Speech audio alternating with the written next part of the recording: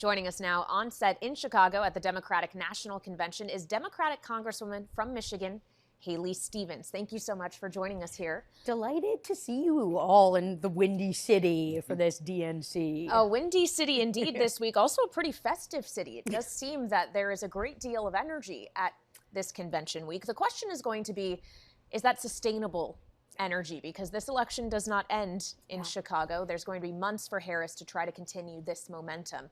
How is that accomplished? Look, I'm absolutely feeling the pitch level, energy, the enthusiasm. This is a really historic, can't believe it's only day 2 convention. And yet I'm in Michigan and I know that the election's tight. It's close and we got a lot of work to do and we've got to be honest with ourselves about it. And so we're digging deep. And one of the things that you see the Harris-Walz campaign doing, not taking a thing for granted. Keeping the infrastructure in place. All the offices that we opened up under Biden are now the Harris-Walz offices. They're her offices. And they're volunteers that have, of course, stayed on board and new volunteers that are coming on board. And we're going to be digging deep for those independent, undecided voters. We certainly know that there's a few of them, and that's to be expected because she's introducing herself to people. And Thursday is going to be quite resounding for that. Well, I'm sure it's not lost on you that Donald Trump is in your home state. He's in Howell, Michigan today, which I'm sure is a beautiful place. He's talking about crime, as a matter of fact, not auto workers. But there's a really interesting series of moments last night with union leaders on the stage, including Shawn Fain, who you've worked very closely with, running the United Auto Workers. He stood on stage, Congresswoman, to show off his T-shirt that says, "Donald Trump is a scab." Is that the kind of rhetoric that wins this election? Well, I certainly think that the UAW is taking a very creative and almost newfound approach to organizing for this election. They've got a campaign going where they're going into neighborhoods, into their union halls. They've got a much more coordinated approach than we've ever seen. They did Zooms kicking off UAW Women for Harris, as an example, different segments around the country.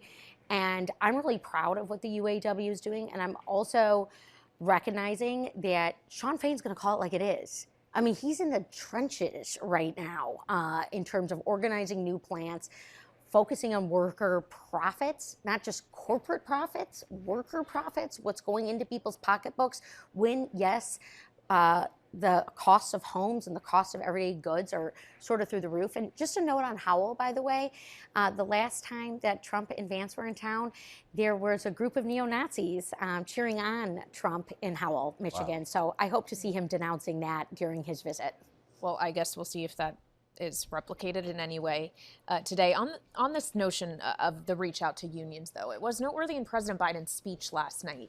He, as he's done in the past, declared himself to be the most union president in history. Someone shouted Union Joe at him, and he was like, "That's right, man, that's right." Really claiming that title for his own, at the same time trying to advocate for a new president to come in. Do you think Joe Biden would say honestly, can you say honestly that Kamala Harris will be just as union friendly as he is? Can she be more so, possibly? Well, a tidbit about the person who shouted to the president, Union Joe, and started the chant, that was Eli Izagari from Ferndale, Michigan, in my district. All right, so you've got the inside information. He's the political director of the Carpenters Union. And then right after the chant, everyone said, "Good job, Eli." Oh. Look, there's no doubt that there is something really special about President Biden and his relationship with working Americans and our unions. I will never forget being at the infrastructure bill signing. You know, look, we're still making our way through COVID-19. It was November of 21. He has row after row of rank and file union members present. Come one, come all. That's who he is in his bones. Kamala Harris comes to Michigan. She talks about manufacturing. She talks about working class roots that she has, working, fast food to pay her way through college, no silver spoon, sheer talent, American talent on the stage. That's what we have, not only with Kamala Harris, but also with Tim Walz, just an everyday person who put up his hand, I relate to this, to run for Congress and make a difference. And now he's going to be our next vice president. Well, then why not reach out to the Teamsters? It's been noteworthy. Sean O'Brien spoke at the Republican National Convention, was very upset following the convention over some words that Donald Trump made to Elon Musk in this interview that we did about union workers. He was calling him the greatest cutter and celebrating the idea of firing workers who try to organize. Sean O'Brien asked to be an invited speaker at this Democratic National Convention. As Axios puts it, he was ghosted. Should the Democratic Party reach out to him now? You could still add him this week. Look, Kevin Moore, who runs the Teamsters Union in Michigan, good friend of mine, a lot of energy. He was Joe Biden's top supporter. A lot of Teamsters love in Michigan. In terms of what's going on with the union nationally, I'm going to plead the fifth, because I don't know what led to that decision. You know, I've been working really closely for years with the Teamsters. In fact, that was the only union to endorse me in my first run for Congress in a major Democratic primary. They kind of picked me out and said, hey, we think you're going to be the one who's going to be able to do this and carry it all the way through. So I have a very deep relationship with them. And I've also seen this issue regarding Sean O'Brien's presence really bounce around. And it's unfortunate, because what did Biden get done? What did Biden-Harris get done? She was a tie-break vote on this. The Butch-Lewis pension bill, saving the pensions of the Teamsters, the multi-employer pensions, an overdue deal from the Great Recession. We should be celebrating that. We should be celebrating that at this convention. And it does appear that a relationship is broken down. And maybe that's because running into the arms of Donald Trump, who's just continued to sail union workers and, frankly, American infrastructure down the river for the 4 years he was president, wasn't the right move.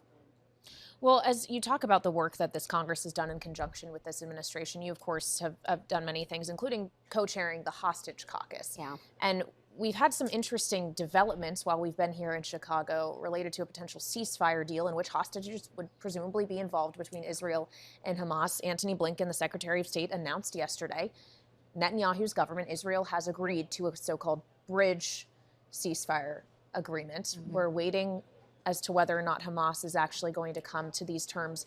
Did Blinken get ahead of himself? Do you have any insight into the actual status of these conversations and whether we're actually about to see a deal get done?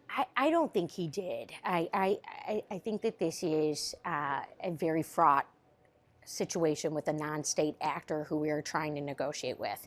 You mentioned my work on hostage affairs in the Congress, hostage and wrongful detentions. And look, when you're dealing with a non-state actor, the Red Cross doesn't even have access to these hostages. With Paul Whelan, when he was in Russia, he could talk to his parents almost as much as he wanted. He had consular access. It was no picnic, but it was a different situation because Russia is a state actor, unlike Hamas. And I want to say I'm so proud of this White House. I really am. Every time I've interfaced with them, and you saw this in President Biden's speech last night, eye on the prize, 5 months left, 5 months left to continue to work and deliver. I was actually over at the White House. I was talking with them it just happened to be the day Paul Whelan was returned. What was on everyone's mind, though? The next thing. We got to get a ceasefire. So they are really pushing to get that done. I don't think they're trying to rush it, but this is part of kind of that exertion of power that we want to put into a situation. You know, maybe there's some diplomacy. Blinken's been over there, almost a dozen times. It feels like, obviously, President Netanyahu came, or Prime Minister Netanyahu came here, little touch and go in terms of what happened in the aftermath of that. To see agreement, though, is a big deal. We also can't have this war going on forever. And it's not our war, but just like the world cannot see this continuing to go on over and over again. You're proud of the administration. You've made that clear. Are you proud of the protesters who drove in some cases around the country to make a point? Do they need to be heard this week in Chicago? So we live in a free country, and that's a beautiful thing to have free speech. Mm-hmm. And as long as the protesting is safe and secure and relatively respectful as much as it can be, I mean, we certainly can't see hate language come about. Look, people have the right to do it. I'm over here saying, guess what? I'm in the convention hall supporting Kamala Harris to make history, to be our next president. This is a historic, resounding moment.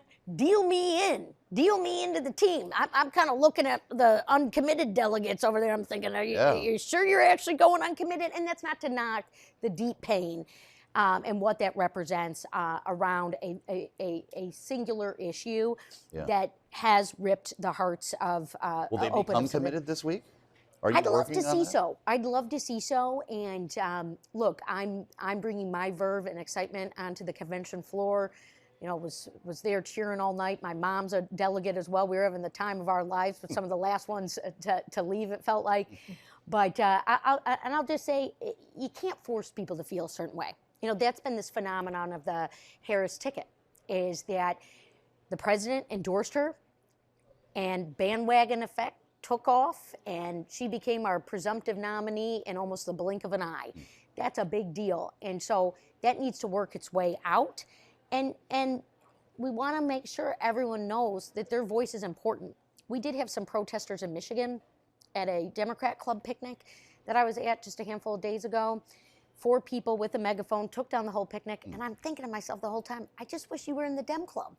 I wish you were just under the pavilion with us in this, you know, in this park at this picnic, not necessarily nodding and agreeing with everything, but putting forth your position in a way that could maybe convince people to come on board. My position is really clear. I have not regretted voting for the president's foreign aid package, supporting our democratic ally Israel, and of course, delivering aid to innocent Palestinians, humanitarian aid. The United States has always been the largest provider of humanitarian aid to the Palestinians. We're pushing the two-state solution. We know we need the two-state solution. We're not leaving that behind, and that's certainly something that's going to be held accountable as these negotiations play out. And let's see what we have to announce, if it's here this week at the DNC or shortly thereafter. I'm holding my breath. Yeah, well, we'd like to talk to you if and when that happens. After a late night on day 1 of the Democratic National Convention, Congresswoman Kailey Stevens, wonderful to see you. Thanks for being with us here in Chicago on Bloomberg TV and radio.